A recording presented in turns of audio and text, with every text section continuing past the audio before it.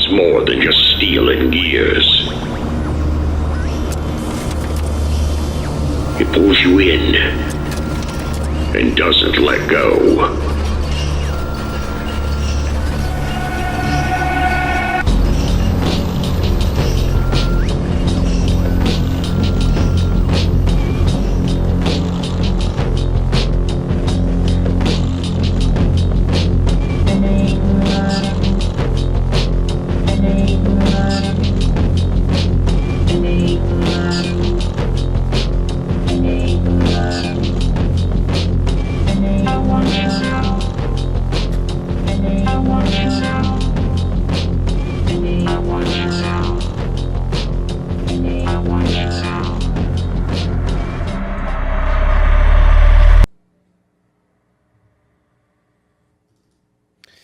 Hello, welcome to the Carousel podcast.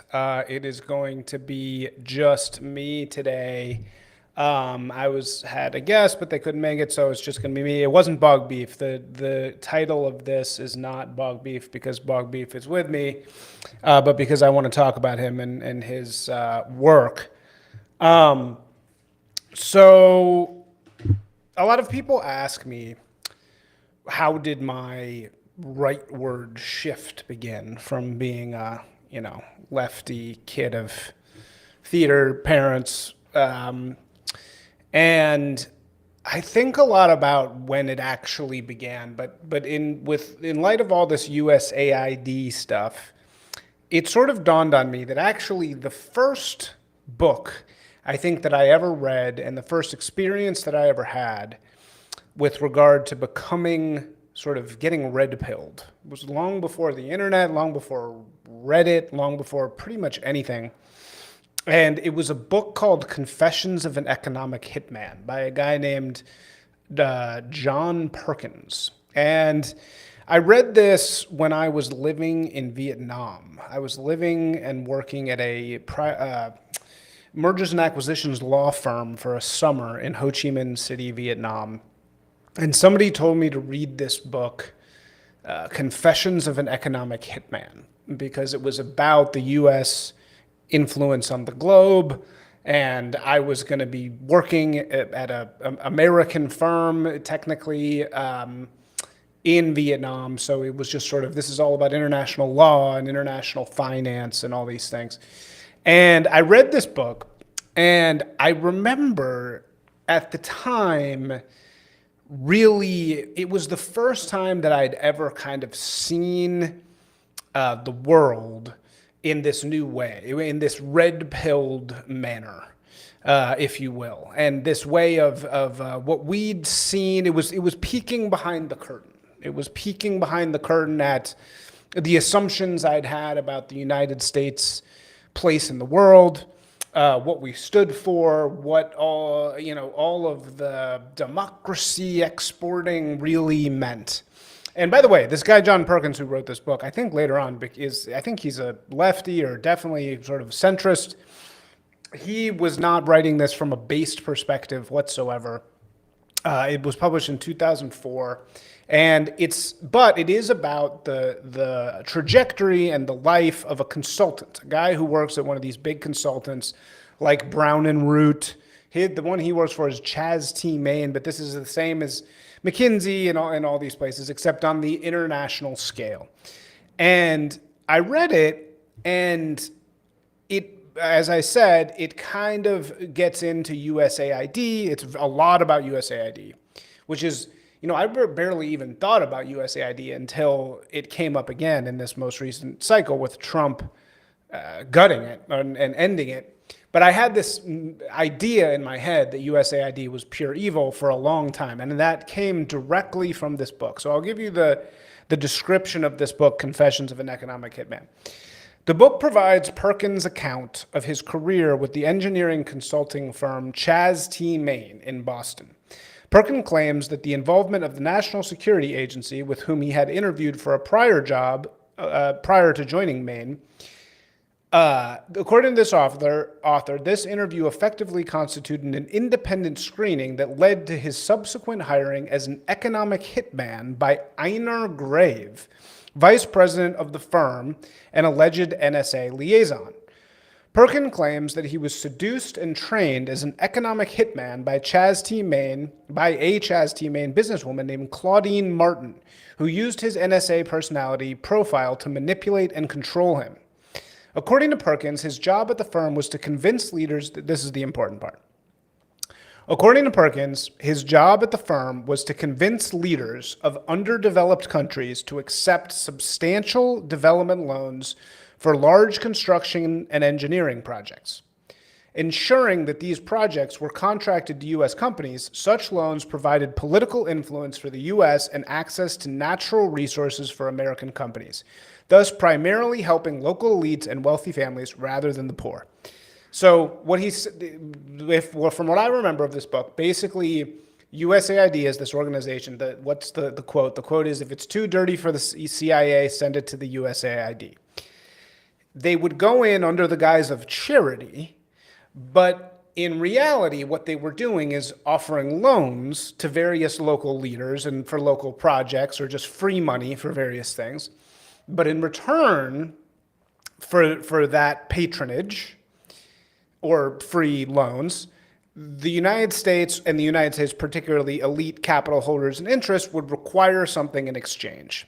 What would they require in exchange? I remember it would be like UN votes. So they'd go into Africa and they'd give them, however much money for their new water treatment plant, and then boom, it comes time to vote something in the UN, you guys owe us a vote back. Or as it's saying here, okay, we gave you the water treatment plant, but by the way, you owe us all this money, and so therefore you need to give us mineral rights to your cobalt.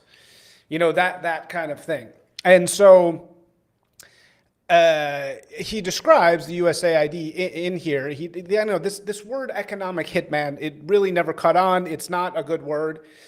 What we're talking about is the consultant class. We're talking about the globalist Borg getting its fingers into everything and manipulating things, not really on the behalf of America, but on behalf of the capital holders of America, who don't really care about America at all. This isn't really about American interests. It's really more about destabilizing things on a global level so that there's more access to resources. It's not about forwarding American interests, really. And that's why Trump, being MAGA, is gutting USAID, because it's basically this international influence network under the guise of consultancies and all these things that became absolutely globally powerful. And this is what we talk about globalism.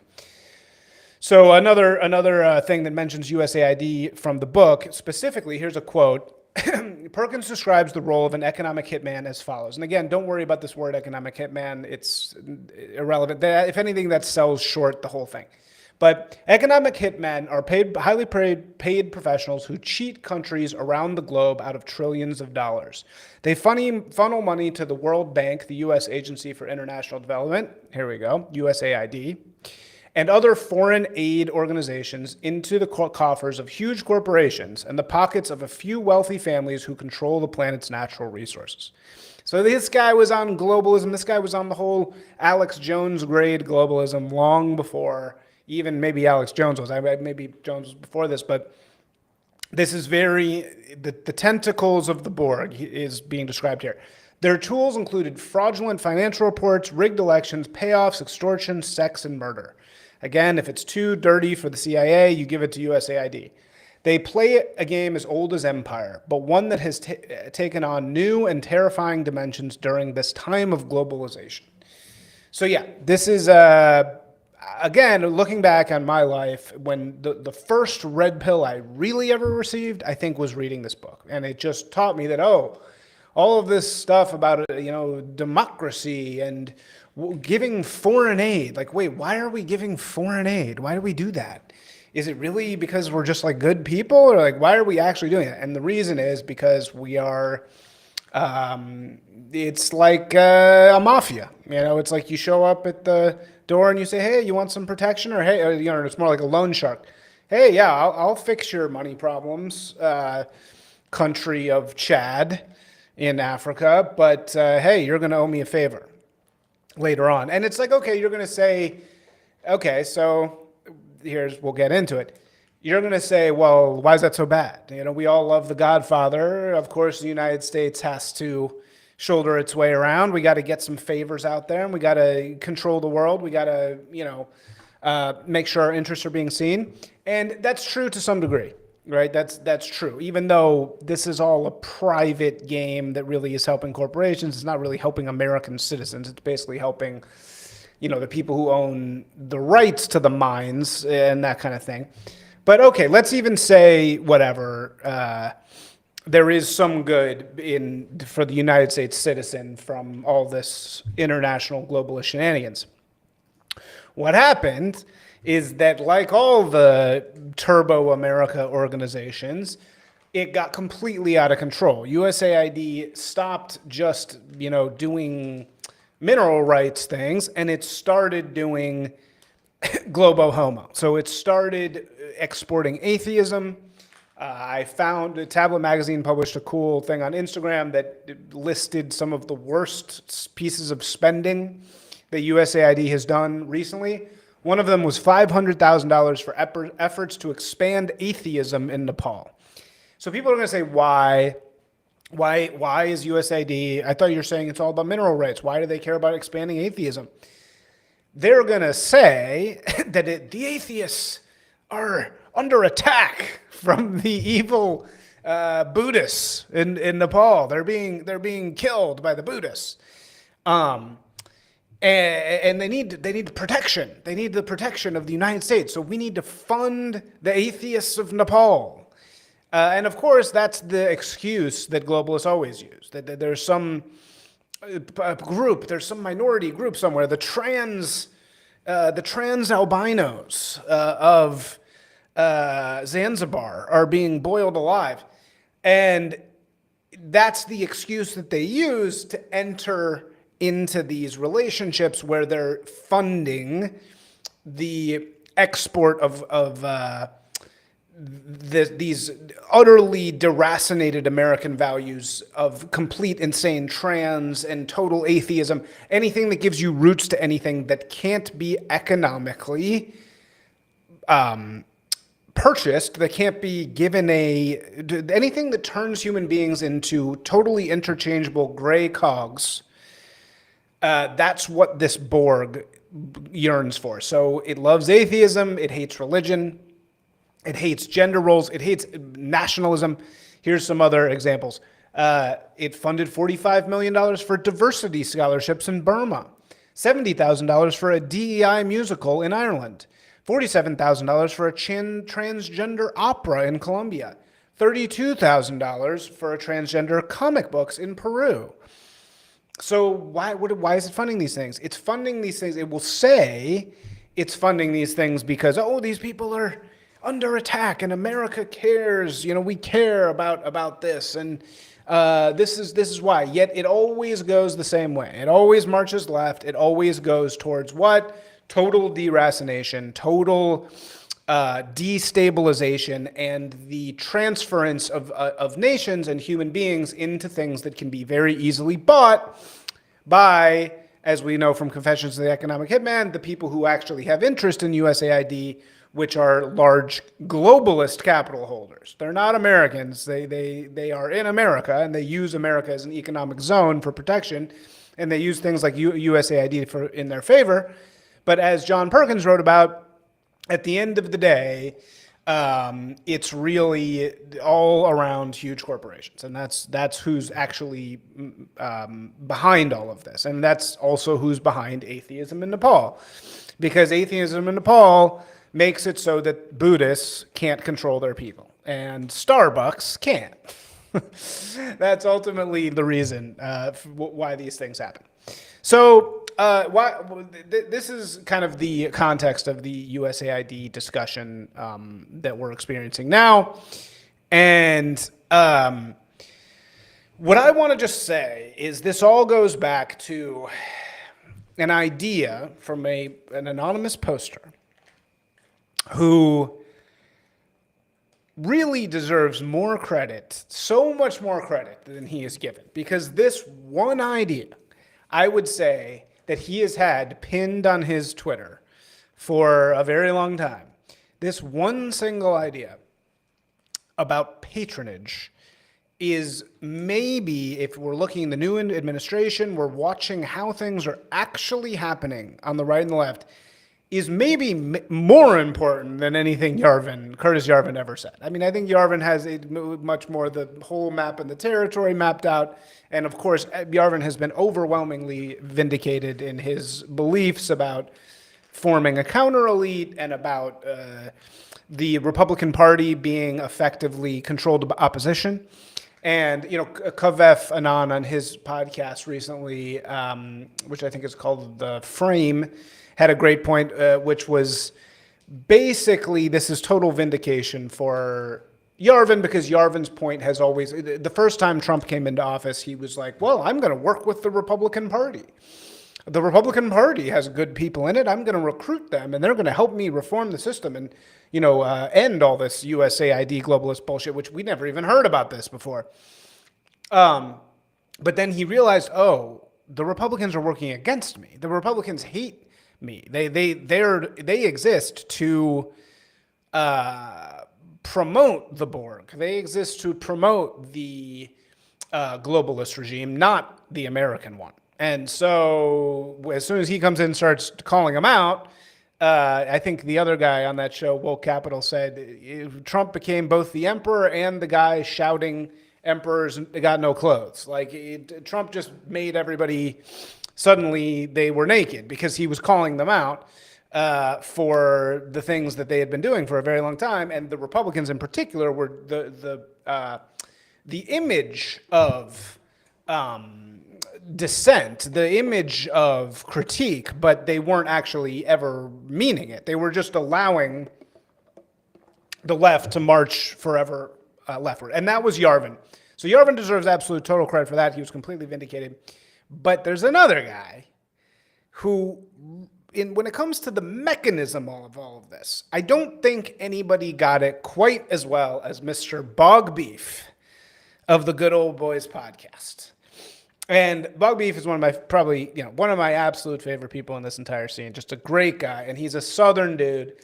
And he's kind of like the Goodwill Hunting of the dissident right. That's why this episode is called Goodwill Bog Beef. Because in reality, he's the most unassuming dude. You would never think that he would be the guy to be so smart on how this all worked.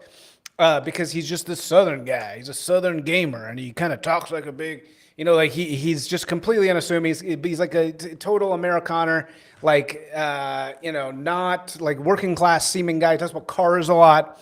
So he's kind of like the Goodwill Hunting, because in reality, he nailed this thing about patronage so much better than anybody else. And it really completely reshaped my thinking entirely, talking to him about it. So it's very simple. You see it here in this diagram.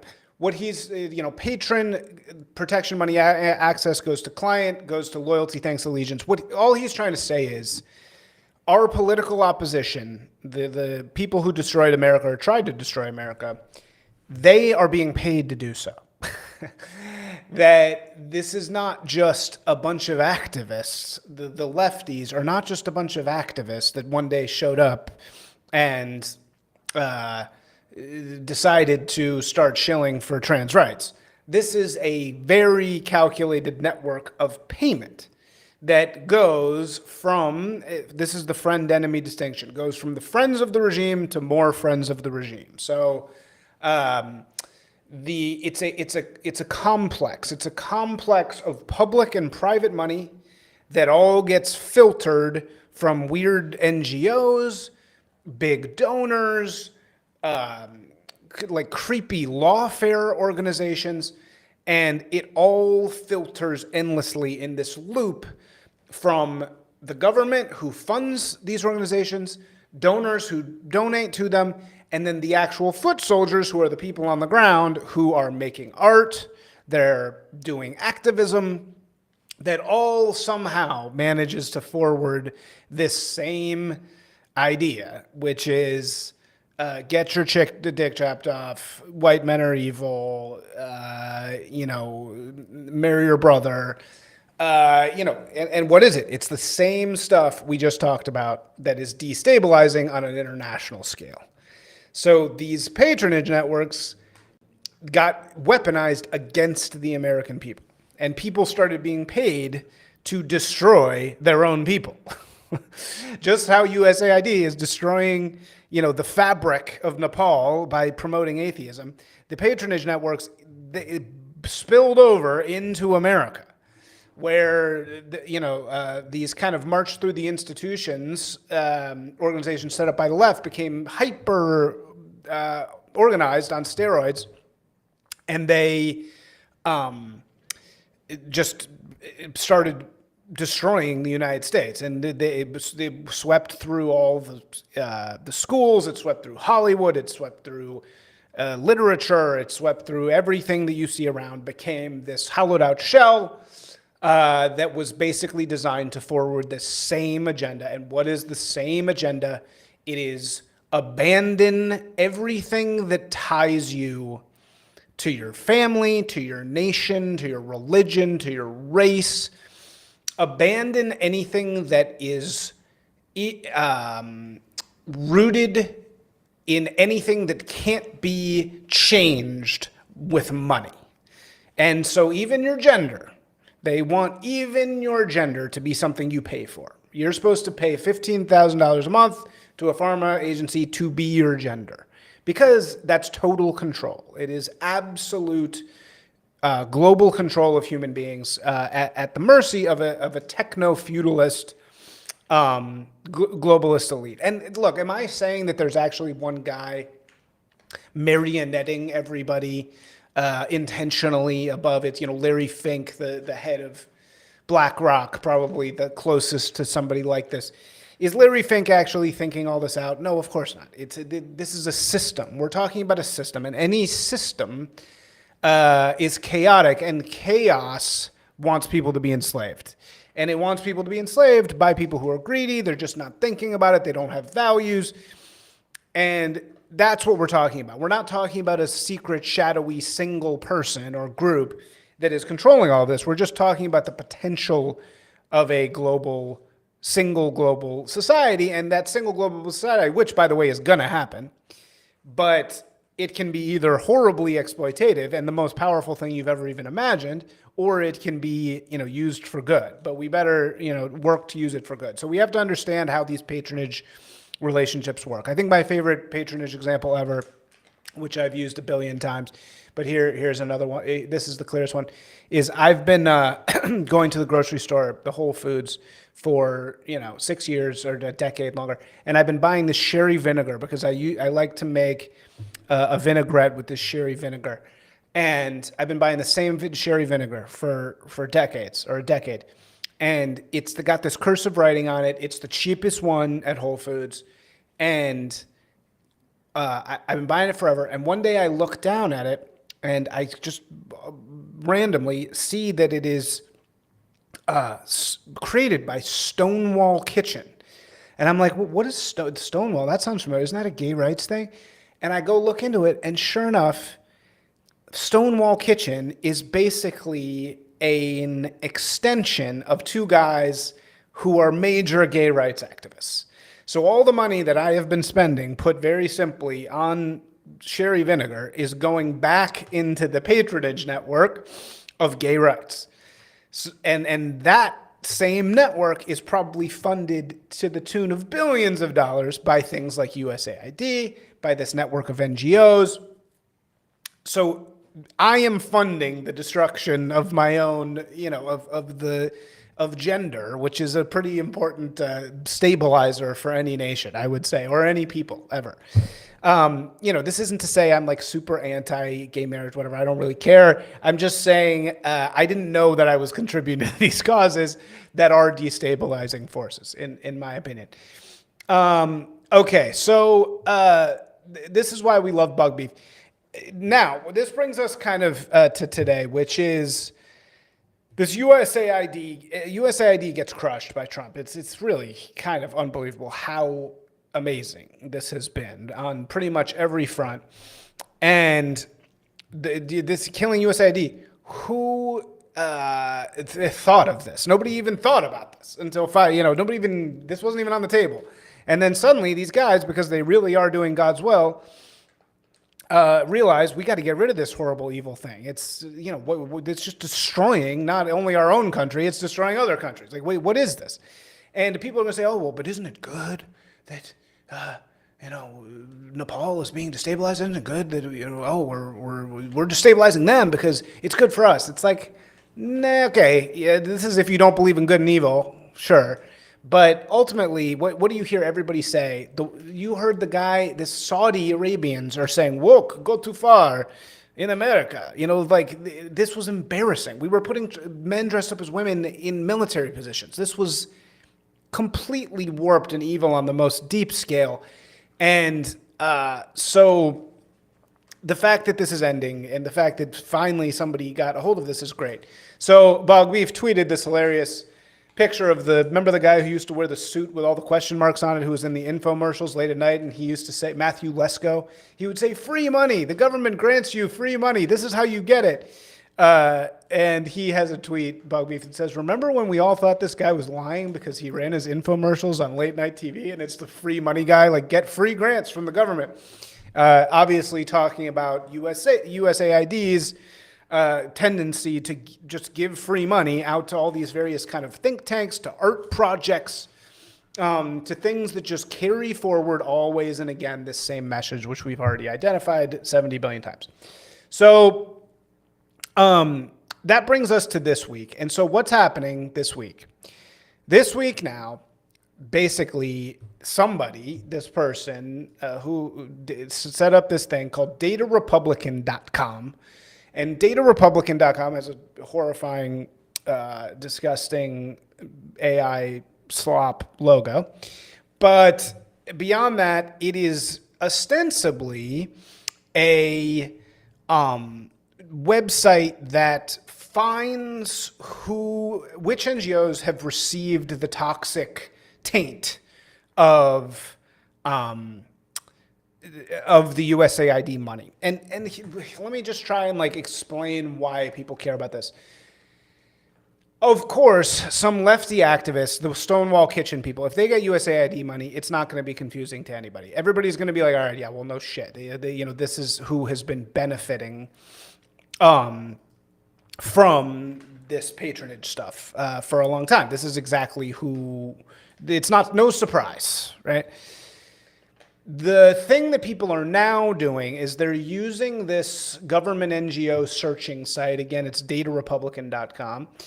And this site is promising to show people USAID money funding for everybody, which includes right-wing people.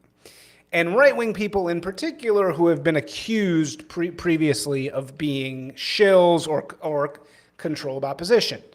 So look, I understand that I am the type of person, as many are, who are geared towards complaint and geared towards critique and geared towards revealing the truth. Last honest man. We're fighting for the truth against these corrupt. Everybody's corrupt and I'm not. And this is how I get through life, is by thinking about myself as this, this teller of truth. But in reality, I'm just resentful because I'm a loser. I haven't been successful myself. So therefore I'm shitting on the people who are winners. And not only that, I'm a cancer because, people like Rufo, who we're going to talk about in a second, are having big wins. And I'm a hater. I'm a hater on the wins. And look, I'm totally fucking sensitive to that, man. I don't want to fracture our group.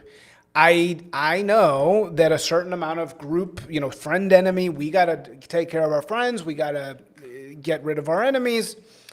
I'm sensitive to all this. And I also am sensitive to how hard it is to do this shit, man. I'm sensitive to how hard it is to create anything and to actually institute change. And clearly, people like Rufo have had an incredible impact. And there's no doubting that.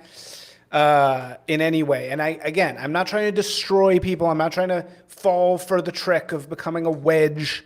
I get it. I really do. That being said, where did this all begin? Where did this all begin with Curtis Yarvin? We just talked about it. It all began with the Republicans being controlled opposition. So, of course, you can understand why our guys and why everybody would want to say, well, some of the things you do, anybody, not just Rufo, anybody, we're going to talk about Hanania and, fuck him, Richard Hanania, why, you sure do act kind of weird sometimes. You sure do seem to toe this line of like, it's feeling a lot like controlled opposition-y to me. So, of course, you can't be mad at people for wanting some answers about some of these controlled opposition-y moves from people like Rufo. Hanania, look, I don't even really understand who Hanania is. He came at me when I started talking about a different patronage networky thing involving Travis Kelce, which I've been on that tip for a long time. Read my piece, Shahulu Gaze's right to understand my opinion there. But I started talking about that, and he kind of went out of his way to call me a conspiracy theorist in a way that didn't really make any sense at all. Look, everybody hates Hanania, so it's fine to shit on him. But in his defense, this site, and in Rufo's defense, this website, this NGO thing, it is pretty much listing out every nonprofit in America or anything like that. And then it has this click button on it that says, if you can see here, trace connections to USAID NGOs. So people are sharing, here this one's about Rufo, right? Manhattan Institute. People are sharing the screenshot, and since people are idiots, they're immediately saying trace connections to USAID NGOs, and they're thinking that means there's connections to USAID NGOs. That's not true. This is merely a portrait, and it's actually a very cool tool, and thank God people are doing this stuff now, but it is extremely misleading to share this screenshot and say trace connections to USA NGOs on behalf of Christopher Rufo, because that's not what it's saying. It's just saying maybe there are some USAID NGO connections if you click this button. So with Hanania, I shared this and was like, I knew it about Hanania, and then I deleted it, even though people were liking it, because I was like, wow, that's bullshit. I didn't actually look into the screenshot. But if you actually look in the screenshot, you can see all this is saying is that Hanania is the president of some such thing called the Center for Study of Partisanship and Ideology, which is weird. I mean, like, yeah, sure, he's getting weird NGO funds or weird patronage funds from somewhere for his little NGO with Eric Kaufman and George Hawley, whoever those are. Excuse me. But we don't know anything about that. This is just his name on a piece of paper. So it's really not fair to say anything about Hanania because we don't know anything. And if you click on Hanania in this thing, it doesn't even lead you anywhere. All you see is that he made no money on something. So this is just a list in a database. It's not fair to say anything about Hanania based on this. I mean, yeah, look, this is the name of his weird NGO. Somebody can go find out what the Center for Partisanship and Ideology is up to. Maybe it is shady shit, but this alone doesn't really say anything about Hanania. Now, as far as Rufo goes, so this is a little different for Rufo because Rufo, he's got in this NGO thing, again, this doesn't mean anything at all. This is just his name on a database of nonprofits. That's all it is.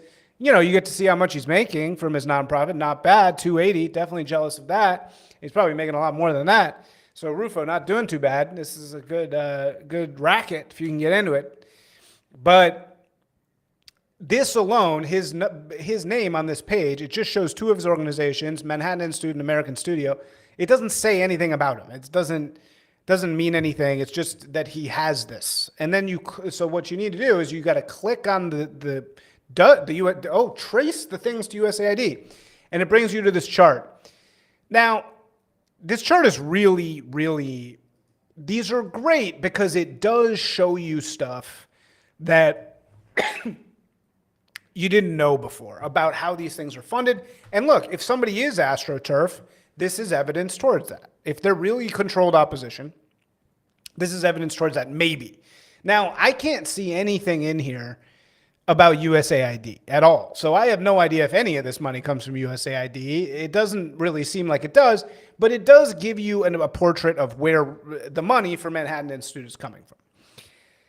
Now, so where's it coming from? People are going to point to various things in here. They're going to say, it's coming from the Tides Center, the Tides Foundation. It's coming from Cedars-Sinai, you know, and that's not really 100, and it's coming from the Schwab Charitable Fund. That's a right-wing thing, right? Tides is very left-wing. Tides is actually one of the biggest funders of pro-Palestine stuff, weirdly. Schwab Charitable Fund, that's a right-wing thing. So but that's also why it's a little weird, because why is so close to Manhattan Institute? Why is there Tides? Why is Cedars-Sinai on here, the hospital? And then why is Schwab the supposedly right-wing thing, etc.? That being said, you don't really know anything. And also, these places aren't giving money to him directly. Or Schwab is, but which makes sense because Schwab is a right-wing thing. Of course, a right-wing charity is going to give money to Rufo, obviously. Tides, left-wing, not going to give money to him. Cedars-Sinai has nothing to do with him, supposedly. So what you notice here on this page is that there's an organization in between Cedars-Sinai and Tides and Manhattan Institute. And one of them is called the California Community Foundation, and one of them is called the Community Foundation of Greater Des Moines, Iowa. So why did Tides Foundation, lefty patronage network, give money to the Greater Des Moines, Iowa fund? The reason for that, we don't know, but it's probably because of some sort of local influence thing, you know, like or Cedars-Sinai giving money to the California Community Foundation. It's got to be some sort of thing. California Community Foundation has some control over local zoning or local certifications of some kind. You got to make those people happy in some way. So Cedars-Sinai gives money to them. That's not so weird.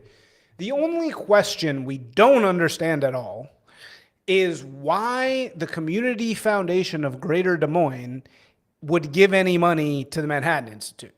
Because what the hell, also coming through Tides, if Community Foundation of Greater Des Moines, you have to imagine that's probably a lefty type organization. Why are they randomly giving 20 grand to Rufo? I don't have any idea.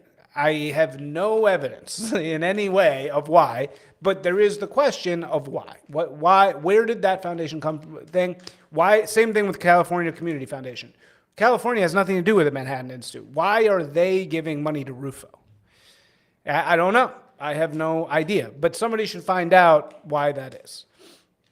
Also, I do have to say, again, this is pure speculation. I'm really not trying to say I know anything at all. I'm sure maybe there are very simple explanations for this.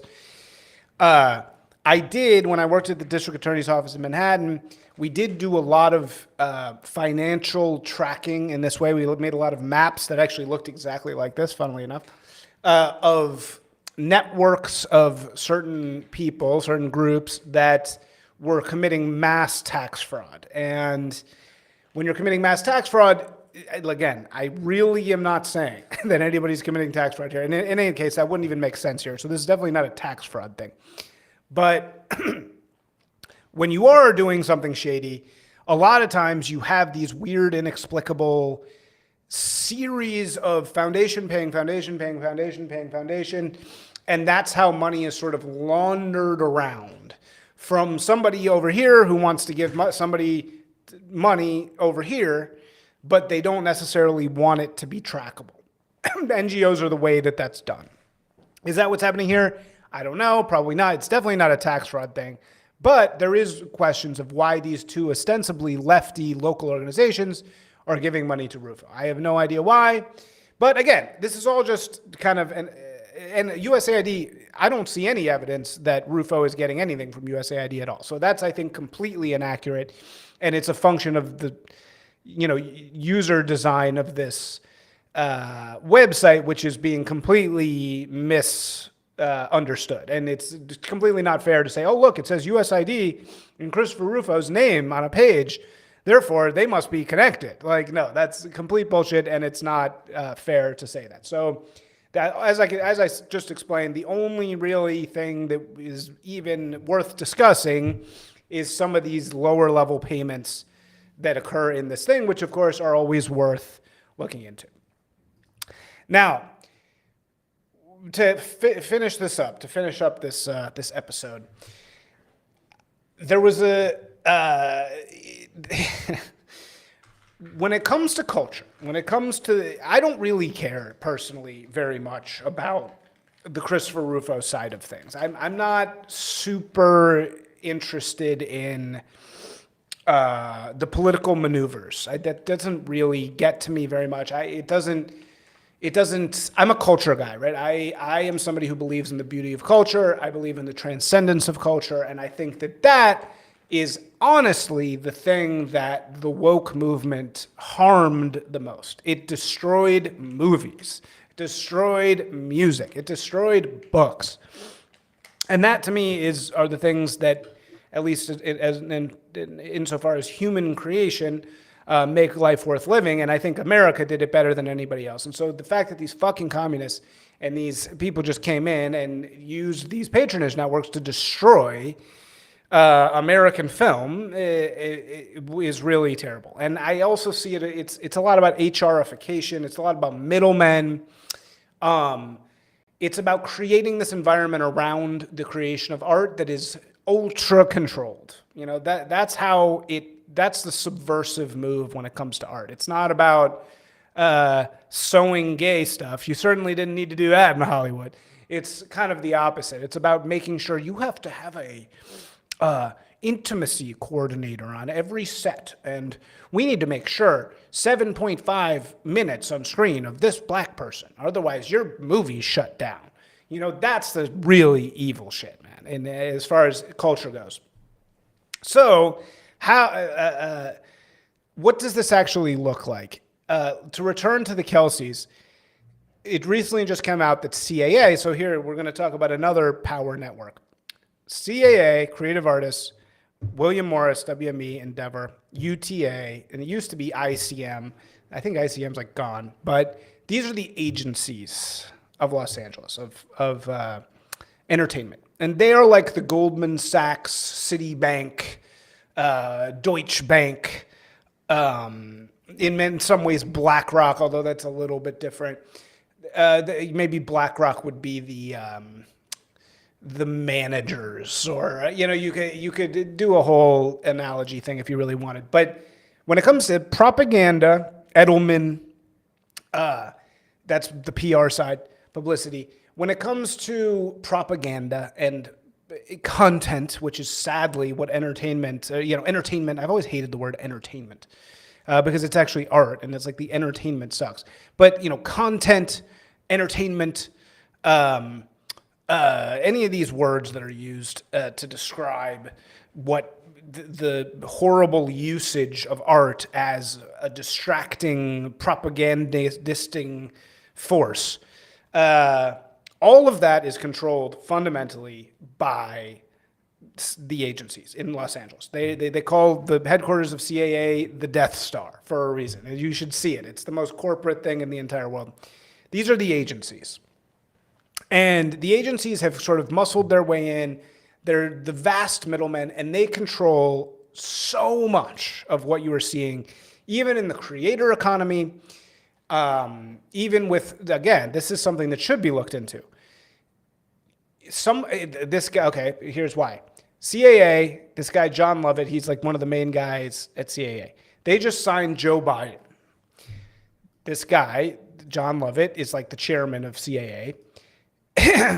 He has a quote saying in every publicity article about this thing, they're all identical. If you want to see one of those things where everything is like identical, the news being propaganda, it's actually publicity, this is it. Every article about this is identical. And they all have the same quote from John Lovett, which is, "President Biden is one of America's most respected and influential voices in national and global affairs," said Richard Lovett, co-chairman of CAA. "His lifelong commitment to public service is one of unity, optimism, dignity, and possibility. We are profoundly honored to partner with him again." So this is what Lovett has to say about Joe Biden. Lo and behold, go and look at Mr. Lovett's donation history. He's like Dem donor number one. Like, this guy gives all his money to lefty Dems.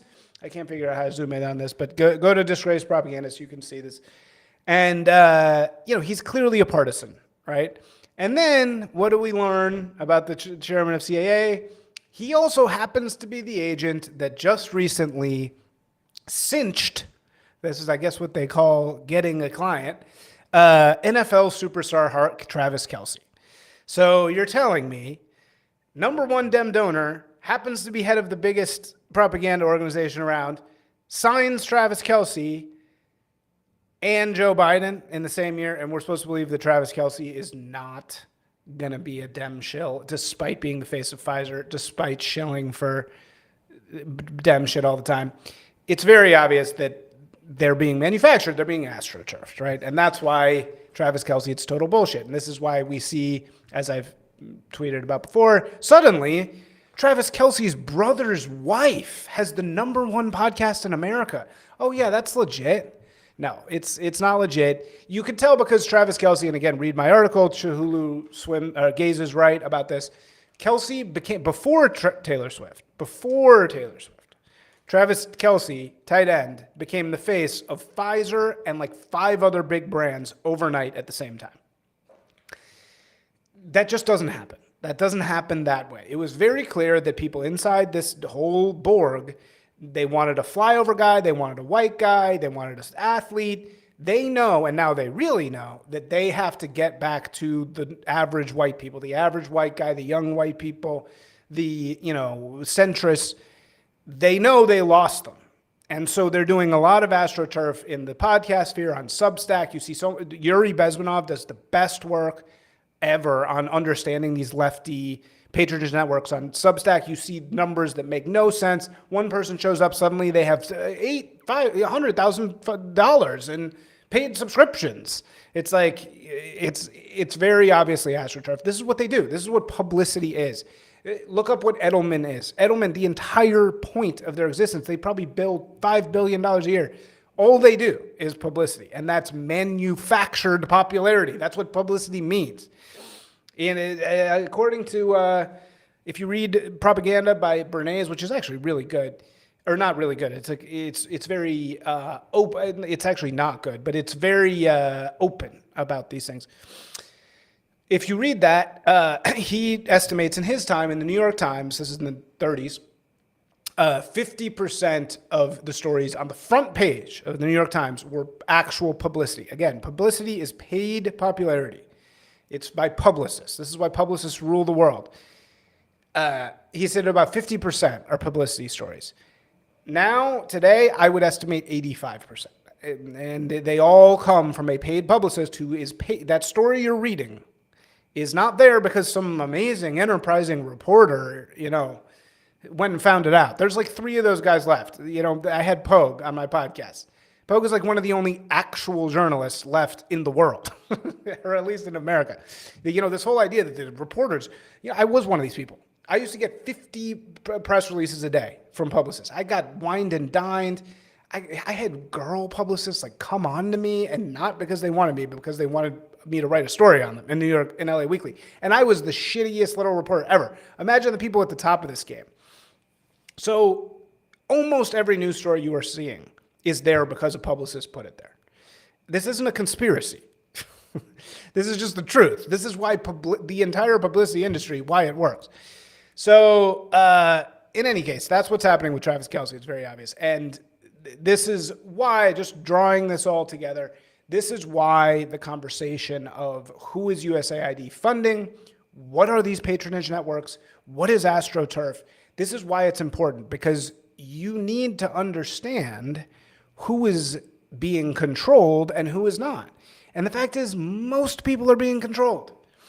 And look, it's fine if you're being controlled, by the way. My personal thing is everybody should just be transparent about it. Everybody should say, yeah, this is where I'm getting my bills paid. This is who I'm shilling for. The thing that sucks is the lying. The thing that sucks is I'm supposedly caring about MAGA and based, and I'm supposedly a nationalist. I'm supposedly a nativist. I'm supposedly a NATOist. I supposedly care about all these values. Oh, but by the way, I'm actually having my bills paid by the most left-wing donor on the planet. And it's like, of course, why? This is what Soros's entire thing is. I'm going to control the power points or the pressure points. And just don't find yourself in the bad position of being guided by somebody who is being controlled, right? I mean, nobody wants that, at least if they're open about it.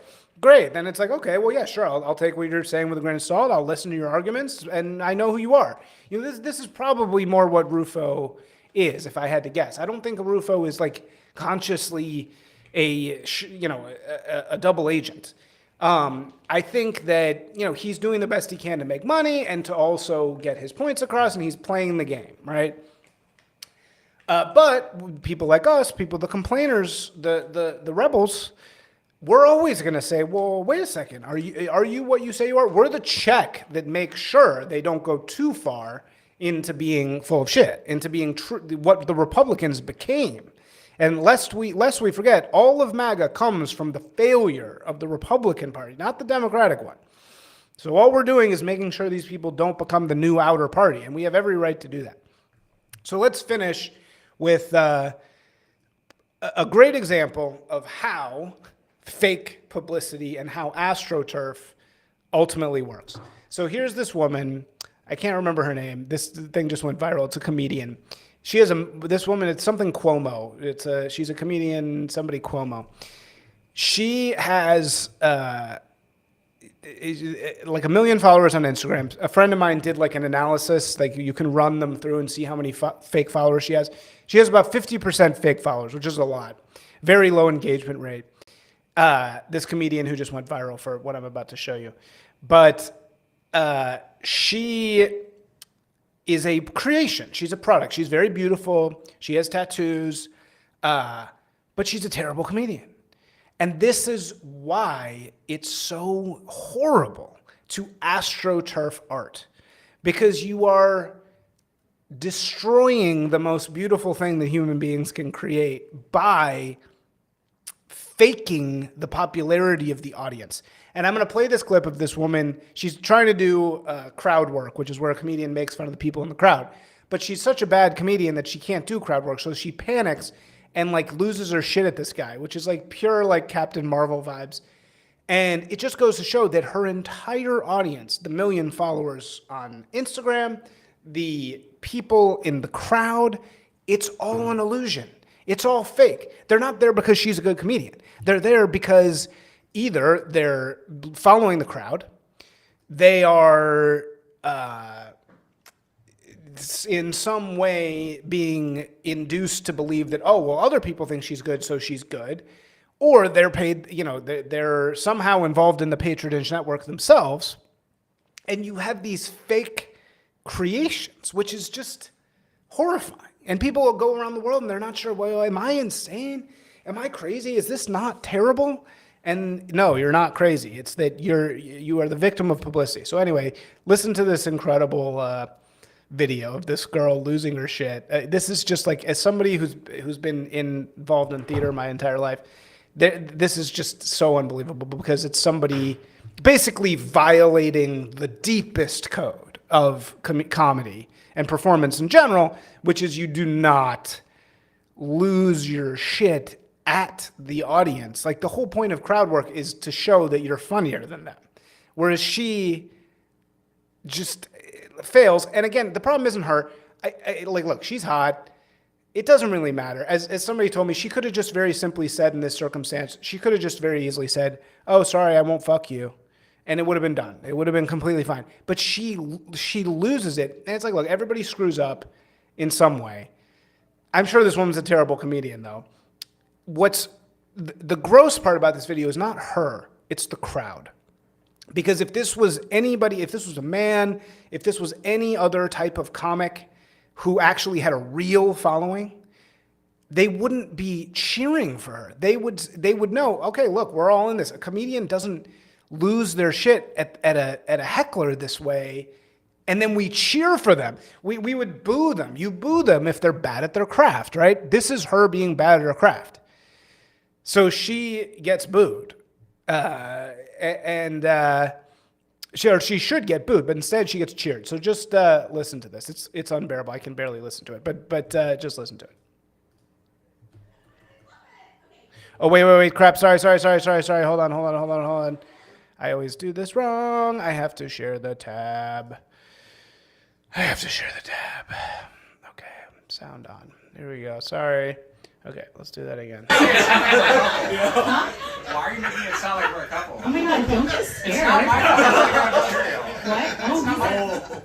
It's not that. Wow, it's not that. Wow, look at you. Yeah. I could leave right now if Well, I I can wanted. roast you too. You can't just roast all of us and get nothing. Whoa!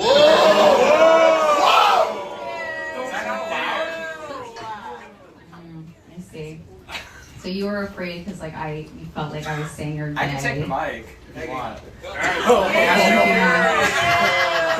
It's okay, he's your new friend. I will say this, it is such a hard time in this world right now. There are so many people that came together to be supportive and fucking amazing, and you're putting fucking look me in the eyes. You're putting negative fucking energy out here. This is the last show of my fucking, look me in the fucking eye. This is the last, look at me. This is the last show of my fucking weekend. It's a sold out show, and you want to say mean shit to me, okay? So don't fucking do that.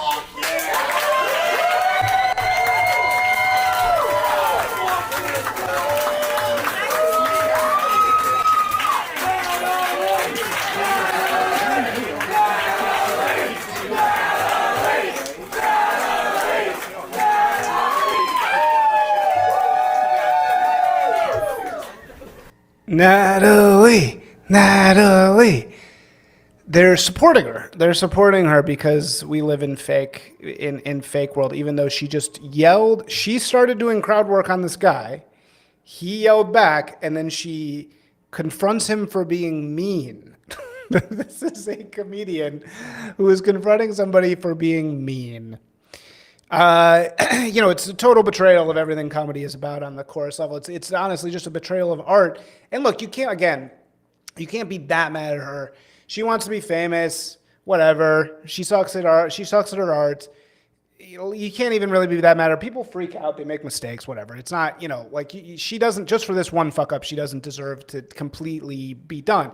It's more just listen to the crowd. Listen to that guy being like, yeah, man, that guy was mean. Get him out of there. It's just a total bastardization of the art on the most fundamental level to have your crowd supporting you. That's not comedy.